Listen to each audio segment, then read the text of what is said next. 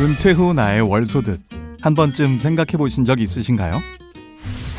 48세인 남일애 씨는 최근 노후 준비에 대해 고민이 많습니다. 은퇴한 선배들과 술 한잔하다 보니 그동안 될 대로 되라는 식의 아니란 생각이 얼마나 위험한지 깨닫게 되었습니다. 남일애 씨는 국민연금과 퇴직연금 그리고 개인연금, 소위 말하는 3층 연금으로 노후를 대비할 계획이었습니다. 그러나 이렇게 대비한 3층 연금이 상황에 따라 연금을 받는 시기와 금액이 달라질 수 있어 보다 철저한 준비가 필요함을 깨닫게 됐습니다. 1969년생인 남일애 씨는 30살에 직장 생활을 시작했습니다. 소득 월액 평균액의 9%를 연금보험료로 납부하기 때문에 55세 퇴직을 가정해 국민연금을 납입할 경우 65세부터 매월 79만 2,940원의 노령연금 지급이 예상됩니다. 그리고 남일애 씨의 직장은 2010년 퇴직연금 제도인 확정급여형 DB를 도입했습니다. 그 기점으로 정산된 퇴직금과 55세 퇴직 시 받게 될 예상 퇴직급여를 합산하면 세전 1억 9,063만 원이 예상됩니다. 또한 세제 혜택을 받기 위해 2001년 가입한 개인연금에 매년 400만 원씩 납입하고 있습니다. 실수익률을 3%로 가정했을 때 퇴직 후 30년간 연금으로 수령할 경우 매월 52만 6,390원이 예상됩니다.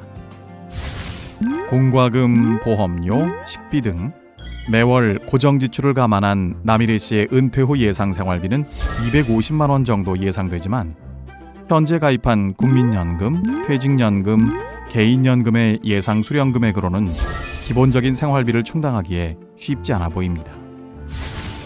또한 55세 퇴직 시부터 65세 국민연금을 수령할 때까지 소득의 공백기가 발생하여 나이대별 현금 흐름을 고려한 연금의 조건과 개시 시점의 조정이 필요해 보입니다. 이와 같은 상황에서 연금 소득 공백 위기인 은퇴 크레바스에 직면할 수 있습니다. 결론적으로 지금부터는 생각의 전환이 필요합니다. 내 노후 어떻게 되겠지 뭐라는 안일한 생각보다는 적극적으로 은퇴 후 현금 흐름을 고민해 보셔야 합니다.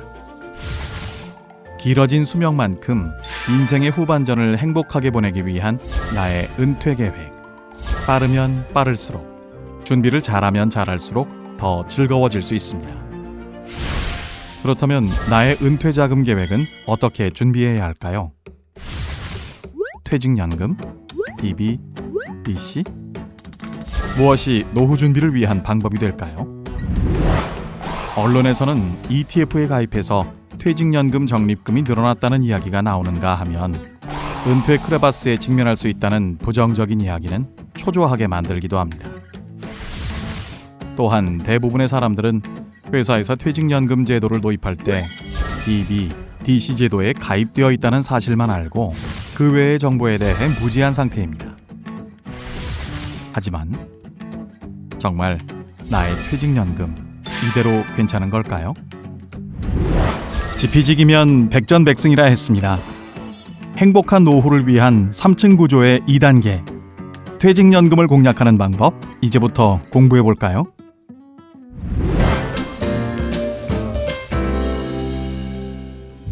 확정급여형 퇴직연금이란 근로자가 받을 퇴직급여는 사전에 정해져 있고 기업은 퇴직금을 사회 적립하여 적립금의 운용 결과에 따라 향후 적립할 금액이 변동되는 제도입니다. 그러므로 이 제도에 가입된 근로자는 퇴직급여 수준이 사전에 확정되어 있어 안정적인 퇴직금 수령이 가능합니다. 또한 적립금의 운용에 대해 회사가 책임을 지므로 퇴직금에 대한 근로자의 부담이 없습니다. 그렇다면 확정급여형 제도의 퇴직급여는 어떻게 책정될까요? 예를 들어 퇴직 전 한 달 급여가 122만 원이고 5년간 근무 후 퇴사를 한다고 가정하면 610만 원의 퇴직금이 발생합니다. 확정기여형 퇴직연금은 기업의 퇴직연금 부담금이 사전에 확정되고 근로자가 받을 퇴직금은 운용 실적에 따라 변동하는 제도입니다. 즉, 기업이 규약에서 정한 부담금을 근로자별로 적립하면 근로자는 퇴직연금 사업자가 제공하는 상품을 자유롭게 선택하여 적립금을 운용하고 그 결과를 퇴직금으로 수령하는 것입니다. 이 제도는 근로자가 본인의 투자 성향에 맞추어 운용 상품을 직접 선택하여 퇴직급여를 운용할 수 있습니다. 그러므로 적립금의 운용에 대해 근로자가 책임을 지고 운용 결과에 따라 퇴직급여가 변동될 수 있습니다. 또한 근로자 본인의 추가 부담금 납입분에 대해서는 세액공제 대상이 됩니다. 그럼 확정기여형 제도에서 퇴직급여는 어떻게 계산할까요? 만약 입사 5년 후에 퇴직을 한다고 가정하면 각 연도의 평균 월급여를 합산한 금액에 투자 손익을 추가하여 계산하면 됩니다. 표준형 DC 제도는 퇴직연금 사업자가 2 이상의 사용자를 대상으로 하나의 DC 제도를 설정하는 것으로 퇴직연금 사업자가 규약을 작성하여 고용노동부 장관의 승인을 받은 표준규약을 각 사업자가 사용합니다. 표준형 DC 제도는 5단계로 진행이 되는데요. 먼저 퇴직연금 사업자는 적용 대상 사업, 제도 명칭 등을 기재하여 표준규약을 작성하고 고용노동부 장관의 승인을 받아야 합니다. 다음으로 적용 대상 사업의 사용자에게 표준형 DC 제도의 설정을 제안할 수 있습니다. 그리고 퇴직연금 사업자가 작성한 규약에 대하여 근로자 동의를 얻어야 합니다. 그러면 사용자 또는 회사는 퇴직연금 사업자와 운용관리, 자산관리 계약을 체결합니다. 이후 계약에 따라서 사용자 부담금을 근로자가 운용하며 근로자는 퇴직 후 퇴직연금 사업자로부터 퇴직급여를 지급받습니다. 이 제도는 2 이상의 사업자가 하나의 표준규약을 적용받게 되므로 규약에 부담금 납입 기준, 방식 등을 명확히 규정할 필요가 있습니다. 다음으로 개인형 퇴직연금 IRP에 대해서 살펴보겠습니다. 개인형 퇴직연금은 퇴직 시 받은 퇴직급여를 관리할 수 있는 퇴직연금 제도입니다. 즉, 소득이 있는 개인이 자율로 가입하거나 퇴직 시 받은 퇴직급여를 계속해서 적립, 운용할 수 있는 제도입니다. 퇴직소득세와 운용기간 중 발생한 수익에 대해서는 IRP 인출 시까지 과세가 이연되며 연금 또는 일시금으로 수령할 수 있습니다. 또한 가입자가 원할 경우 자유롭게 추가 적립이 가능하며 해당 금액은 세액공제 대상이 됩니다. 그리고 DC 제도의 상품을 그대로 IRP 계좌로 이전할 수 있습니다. 즉, DC 제도에서 운영하던 금융상품을 팔지 않고 IRP 계좌로 이동 후 계속해서 운영할 수 있습니다. 단, 동일 사업자 내 이전에 하나며 일부 상품은 환매하여 이전해야 합니다. 퇴직연금의 제도별 특징과 차이점에 대해서 알아보겠습니다. DB와 DC 제도는 근로자의 퇴직 시 수급이 가능하며 개인형 퇴직연금인 IRP는 만 55세 이상, 수령기간을 5년 이상으로 연금 형태로 받거나 가입자가 원할 때 일시금으로 수령이 가능합니다. DB 제도 사용자는 근로자에게 지급하기로 약정한 퇴직급여를 목적으로 부담금을 퇴직연금 사업자에게 규약에 명시되어 있는 납입 주기에 맞게 최소 1년에 한 번 이상 납입해야 합니다. 퇴직연금 사업자는 DB 제도에 가입한 퇴직연금 사업자가 재정 검증을 통해 적정 부담금을 산출하여 사용자에게 납입 안내하는데 2022년 이후부터는 연간 추계액의 100% 이상 납입해야 합니다. DC 부담금은 가입자별 연간 임금 총액의 12분의 1 이상 되도록 산정하여 납입해야 합니다. IRP는 DB, DC 제도에 퇴직급여를 입금하거나 가입자가 세액공제 등을 목적으로 추가 입금이 가능합니다. DB 제도의 퇴직급여 수준은 평균 임금 곱하기 군속 연수이며 적립금의 운용은 사용자가 직접 상품을 선택하여 운용합니다. 근로자의 추가 납입은 불가하며 중도 인출 또한 불가합니다. DC 제도는 근로자가 직접 상품을 선택하여 퇴직급여 적립금을 운용하며 이에 따라 퇴직급여 수준은 퇴직급여 적립금 총액에서 개인의 운용 수익에 따라 변동될 수 있습니다. 또한 근로자가 원할 경우 추가 납입도 가능하며 이 또한 세액공제를 받을 수 있습니다. IRP 제도의 재원은 DB 또는 DC 제도에서 이전된 퇴직급여와 가입자가 세액공제 목적으로 납입한 추가 부담금의 운용 수익의 합으로 구성됩니다. 또한 본인이 직접 상품을 선택하여 운영할 수 있으며 추가 납입도 가능합니다. 이 경우에는 세액공제도 가능합니다. 그리고 DC와 IRP 제도는 근로자 퇴직급여 보장법에서 명시한 법정 사유 충족 시 중도 인출이 가능합니다. 근로기준법에서 명시하는 임금이란 사용자가 근로의 대가로 근로자에게 임금, 봉급, 그 밖에 어떠한 명칭으로든지 지급하는 일체의 금품을 의미하며 해당 임금은 급여 또는 부담금 산정의 기준이 됩니다. DB제도에서 평균 임금은 산정사유 발생일 이전 3개월 임금 총액을 3개월간의 총일수로 나눈 금액을 의미하며 BC제도에서 임금 총액은 연간 임금 총액의 12분의 1을 의미합니다. 단, 평균 임금과 임금 총액은 근로기준법상 임금에 해당하는 항목을 산입하나 사업장의 임금 지급 실태 등에 따라 구체적인 산정 방식은 달라질 수 있습니다. 확정기여형 제도의 경우 사용자는 매년 1회 이상 퇴직연금 규약에 명시된 주기에 따라 정기적으로 확정된 부담금을 퇴직연금 사업자에 납입해야 하는데요. 만약 산정된 부담금을 정해진 기일까지 납입하지 않으면 지연 일수에 대하여 지연이자를 납입해야 합니다. 이자율은 납입 기일로부터 14일까지는 연 10%, 15일부터 부담금 납입일까지는 연 20%입니다. 지연이자가 제외되는 경우는 4가지로 나눠볼 수 있는데요. 첫째, 임금 채권 보장법상 채당금 지급 사유. 둘째, 채무자 회색 및 파산에 관한 법률 등 법령상의 제약에 따라 퇴직급여를 지급할 자금을 확보하기 어려운 경우. 셋째, 지급이 지연되고 있는 임금 및 퇴직금의 전부 또는 일부의 존재 여부를 법원이나 노동위원회에서 다투는 것이 적절하다고 인정되는 경우. 넷째, 그 밖에 1에서 3의 규정에 준하는 사유가 있는 경우입니다. 퇴직연금 제도를 중단하거나 폐지하는 경우가 발생할 수도 있습니다. 퇴직연금 제도 운영의 중단이란 일정 기간 동안 잠정적으로 제도가 중단되는 것으로서 제도 운영의 핵심 사항인 사용자의 부담금 납입 및 급여 지급 능력 확보 등이 이루어지지 않았다는 것을 의미합니다. 퇴직연금 제도 운영이 중단되는 사유를 살펴보면 퇴직연금 규약에 명시된 제도 운영의 중단 사유에 해당하거나 법 또는 퇴직연금 규약의 위반에 대한 고용노동부 장관의 시정명령을 사용자가 이행하지 않은 경우에 제도 운영이 중단될 수 있습니다.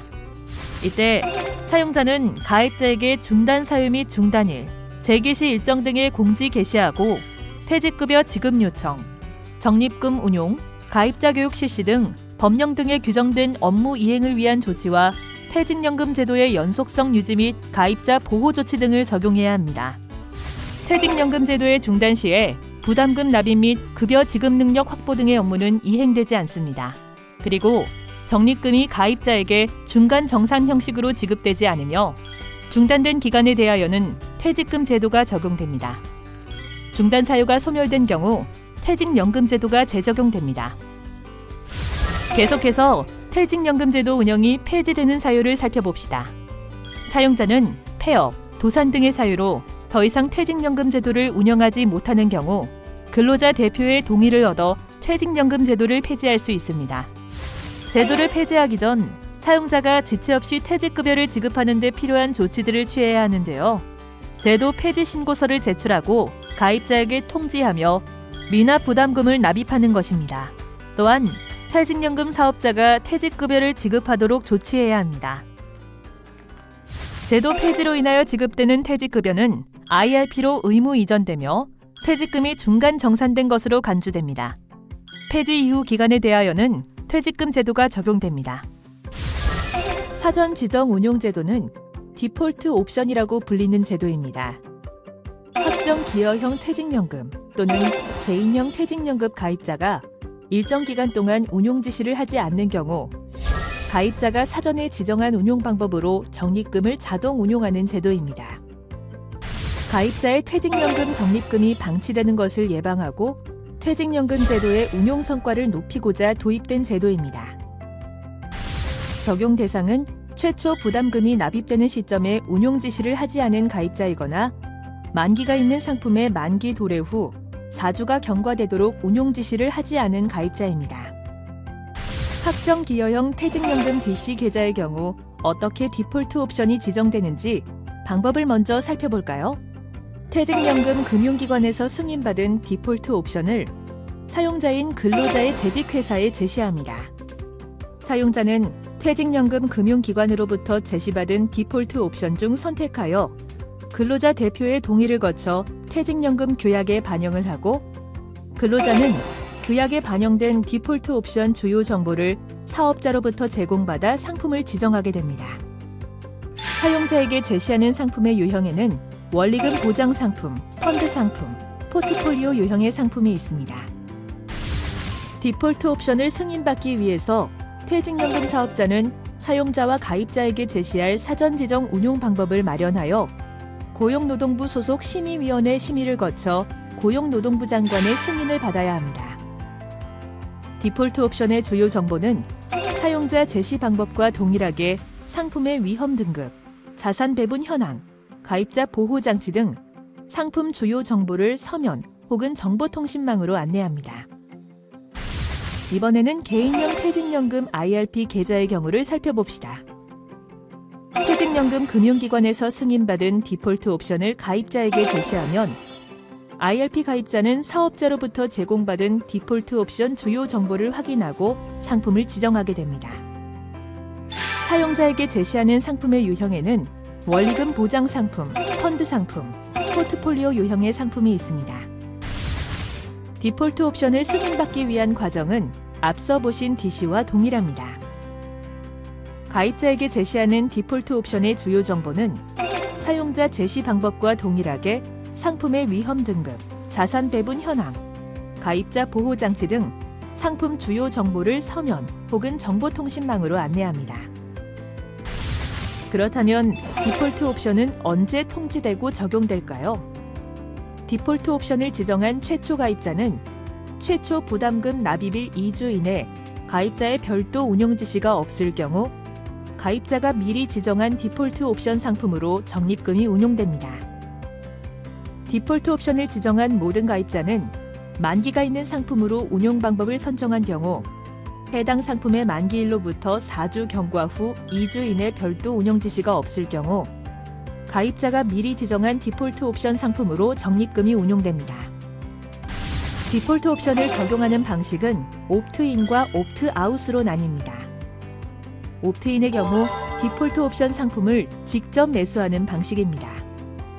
디폴트 옵션 상품으로 적립금을 운용하고 있지 않은 가입자도 사업자가 승인받은 디폴트 옵션 상품으로 직접 운용 지시 가능하며 가입자 통지 및 대기 기간 적용 없이 바로 운용 가능합니다. 옵트아웃은 디폴트 옵션 상품을 매도하는 방식으로 디폴트 옵션 상품으로 적립금을 운용하고 있는 가입자는 언제든지 스스로의 운용 지시에 따라 다른 금융 상품으로 변경할 수 있습니다.